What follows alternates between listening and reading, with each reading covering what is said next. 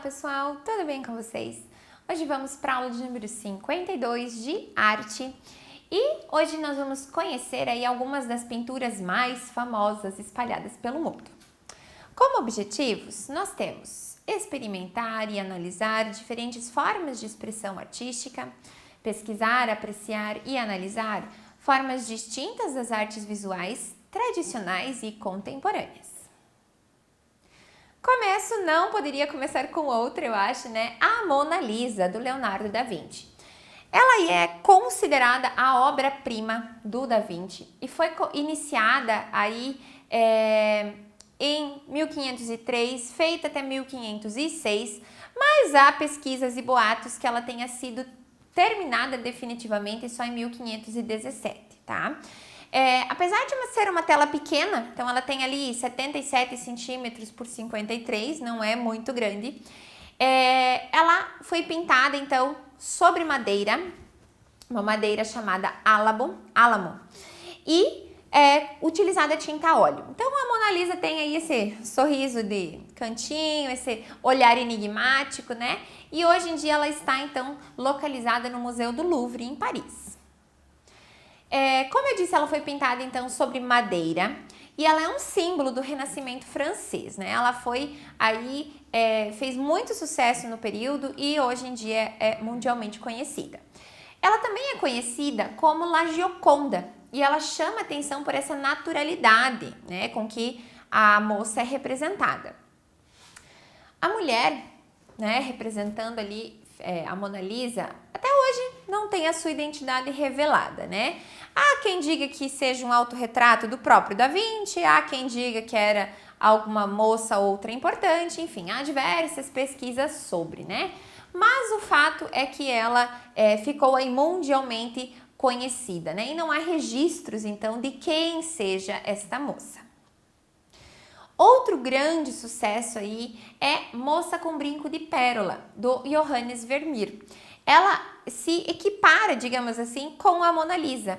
Ela é também pintada com tinta a óleo, foi feita aí por volta de 1665.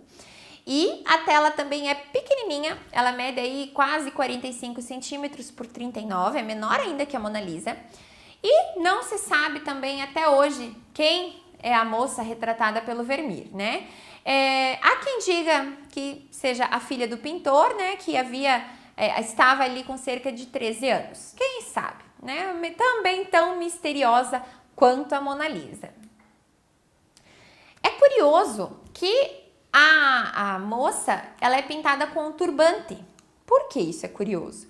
Porque não era comum a utilização de turbantes naquela época. Outro fato curioso é que a tela ela foi pintada sem qualquer rascunho.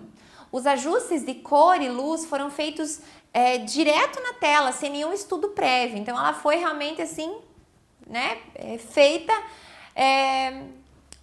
na cara e na coragem, eu diria, sem nenhum estudo previamente então do resultado. E também o quadro da Moça com Brinco de Pérola foi inspiração para um filme que foi lançado em 2004. O Grito, do Edvard Munch, também é super conhecido, né? Um pintor aí expressionista que deixou sua marca registrada com o Grito.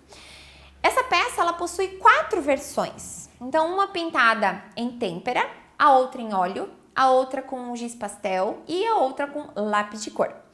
A primeira versão, que foi pintada a óleo, ela data aí de 1893 e é a mais popular, né, entre as imagens que a gente pesquisa. Essa é a versão, então, pintada a tinta a óleo. Um dos quadros do Grito se encontra na Galeria Nacional de Oslo, na Noruega, e outras 2 versões estão, então, no Museu Munch, dedicado ao artista. Também na capital norueguesa, então. A 4ª versão, ela foi vendida em leilão e ela atingiu aí mais de 119 milhões de dólares. Gente, é muito dinheiro, né? Então, ela ficou aí super popular. A mais conhecida é a versão a óleo, mas todas são muito parecidas. Algumas são até consideradas, por exemplo, a segunda ali, que foi feita com lápis de cor, ela até é considerada mais como inacabada, né, pelo traço aparecer mais, mas é a característica do material. Mas todas, enfim, fazem grande sucesso.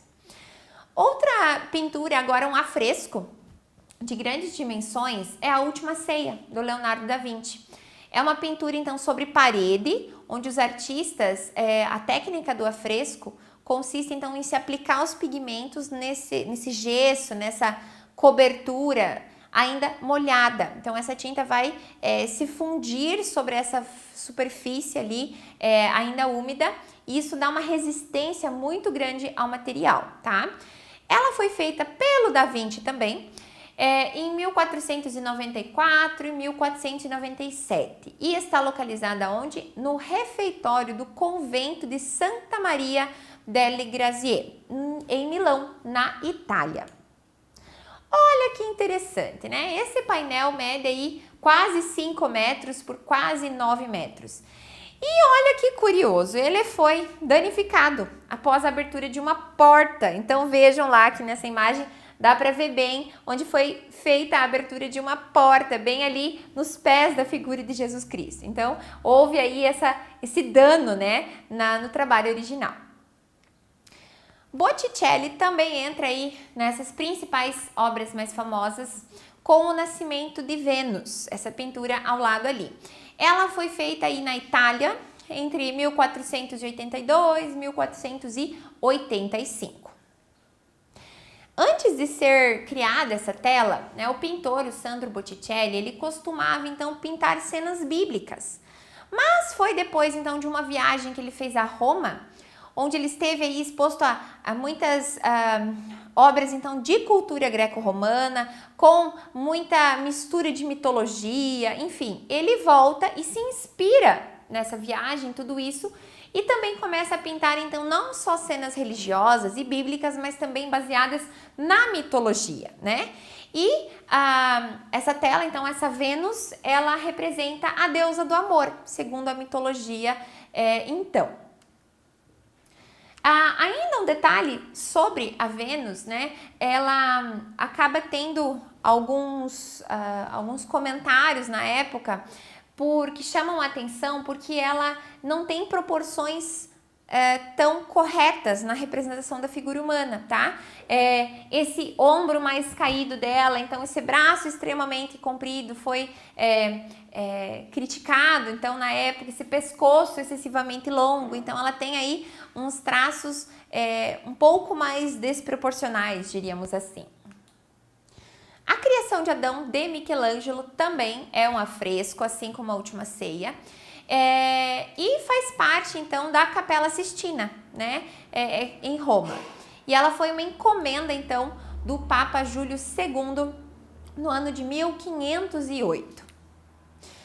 No centro da pintura, então, a gente tem o quê? A cena dos dedos, né, de Deus e de Adão, como se estivessem à beira de um toque, né? O braço de Adão, ele está dobrado, então, e o seu dedo está mais caído, né? Quase representando ali sinais de fraqueza do homem, né? Mostrando uma fragilidade, digamos assim. E já a postura, então, do braço da figura de Deus, há um braço estendido, né? Firme, com esse dedo esticado, então, quase como representando realmente esse ato da criação, né? Como se Deus, então, desse a vida, desse a força para Adão. Então, esse afresco, né? Super emblemático. Inclusive, a posição do Adão, né? Essa posição, então, inclinada, deitada realmente, e aí a figura do Deus levado por anjos, enfim, todo imponente também. Van Gogh também não poderia ficar de fora, né? E uma das mais famosas dele é, então, A Noite Estrelada. Essa Noite Estrelada, ela foi pintada, então, com tinta a óleo sobre tela, em 1889. Ela também não é muito grande, né? Quase 74 centímetros por quase 93. E ela se encontra, então, hoje em dia no MoMA, né? O Museu de Arte Moderna de Nova York. Quando, né, o Van Gogh, então, fez essa pintura da Noite Estrelada, ele observou da cena, ele observou essa cena, né, essa paisagem, então, da janela do seu quarto em uma clínica psiquiátrica. Ele se internou voluntariamente, então, aí depois de algumas crises psicóticas, e então ele, observando a vista desse vilarejo, ele cria essa famosa pintura, né? O que chama muito a atenção são essas espirais, né? Esses traços visíveis, então, que formam o céu, que é algo bem típico do impressionismo, então, que destaca esse uso das cores, essa incidência da luz e tudo mais, numa bela pintura, né, super famosa. Uma brasileira também, Tarsila do Amaral, também entra aí nessa classificação das obras mais famosas, tá? Com o Abaporu, que é considerada a obra mais conhecida aí das artes visuais brasileiras, né? A Tarsila do Amaral é uma pintora modernista. E ela foi pintada em 1929. É um símbolo do modernista, como eu falei, né? E ela se encontra, então, no Museu de Arte Latino-Americana de Buenos Aires, né? Curiosamente, a pintora artista sendo brasileira, mas a obra está exposta, então, em Buenos Aires. Há estudiosos que afirmam que isso seja muito bacana, que seja positivo para a arte brasileira, para mostrar, reforça, né, que a arte brasileira ela é reconhecida no exterior também. Então, se torna aí uma honra, né, ter essa obra exposta fora do seu local de origem. Muito bem, assim, conhecemos, né, existem várias outras famosas, mas segundo aí as mais faladas, mais visitadas, enfim, são essas aí algumas das principais obras de arte espalhadas pelo mundo. Um abraço e até a próxima!